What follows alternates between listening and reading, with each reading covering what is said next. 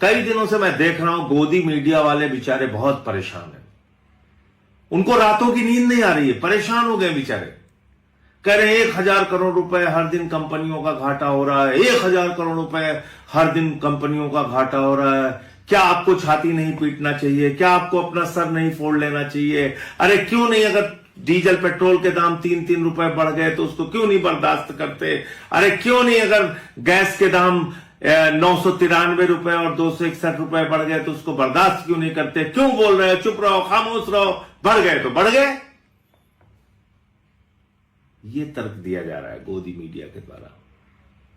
तो आप लोग ये समझ सकते हैं कि ये गोदी मीडिया दरअसल किसके लिए काम करता है, दिन रात किसका प्रोपेगेंडा करता है, दिन रात किसको बचाने के लिए लगा हुआ है।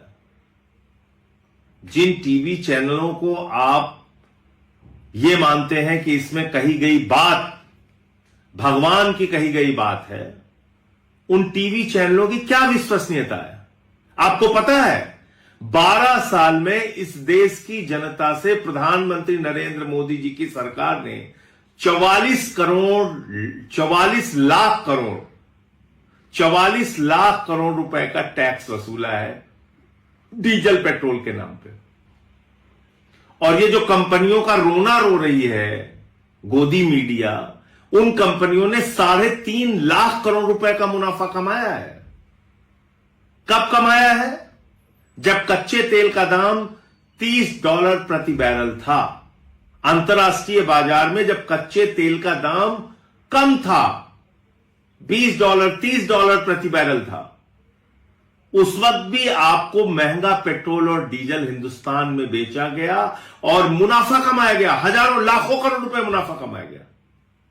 तब तो कोई गोदी मीडिया वाला छाती नहीं पीट रहा था, तब तो कोई गोदी मीडिया वाला सर नहीं पटक रहा था कि बाप रे बाप, इतना मुनाफा जनता से कमाया जा रहा है, क्यों जनता से इतना मुनाफा कमाया जा रहा है, क्यों मोदी जी डीजल पेट्रोल का दाम कम नहीं कर रहे हैं अगर अंतर्राष्ट्रीय बाजार में कच्चे तेल का दाम कम है। किसी भी गोदी मीडिया ने बात नहीं कही। तो अब क्यों आप लोग सर पटक रहे हैं? इसलिए कि मोदी जी के हर गलत निर्णय का बचाव करना है। मोदी जी चले गए विदेश यात्रा में, आपने देखा होगा उनका वहां अरब में गले मिलते हुए। यहां तो कपड़े से पहचान लेते हैं मुसलमानों को, आपने देखा होगा वहां किस तरीके से गले मिल रहे हैं जोर जोर से, जैसे मेले में बिछड़े हुए भाई। देखा होगा आपने।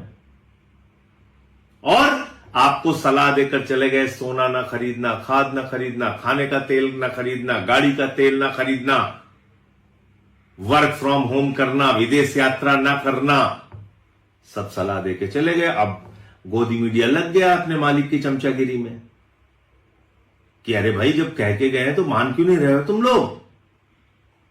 तो मेरा गोदी मीडिया से सवाल है, 44 लाख करोड़ रुपए जो भारत की सरकार ने 12 साल में मुनाफा कमाया है, उस मुनाफे के पैसे से देश की जनता को सब्सिडी दी जाए, छूट दी जाए, राहत दी जाए, महंगाई से बचाया जाए। नंबर 1, 3.5 लाख करोड़ रुपए इस 44 लाख करोड़ के टैक्स के अतिरिक्त जो कंपनियों ने मुनाफा कमाया है, उन कंपनियों को थोड़े दिन घाटा सहना चाहिए।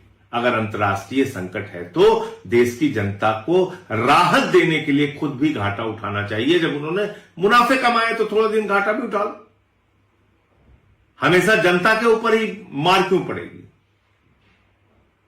और अंत में मैं एक बात कहना चाहता हूं, इस देश के अंदर महंगाई के सवाल पे या फिर बेरोजगारी के सवाल पे या फिर परीक्षा के पेपर लीक के सवाल पे इस देश की जनता को खुद से जगना पड़ेगा।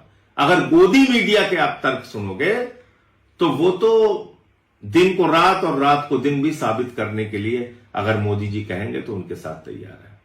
अपना खुद से दिमाग का इस्तेमाल कीजिए और किस तरह से आपके साथ छल किया जा रहा है, किस तरीके से आपकी जेब काटी जा रही है, इसके बारे में सोचिए। जय हिंद।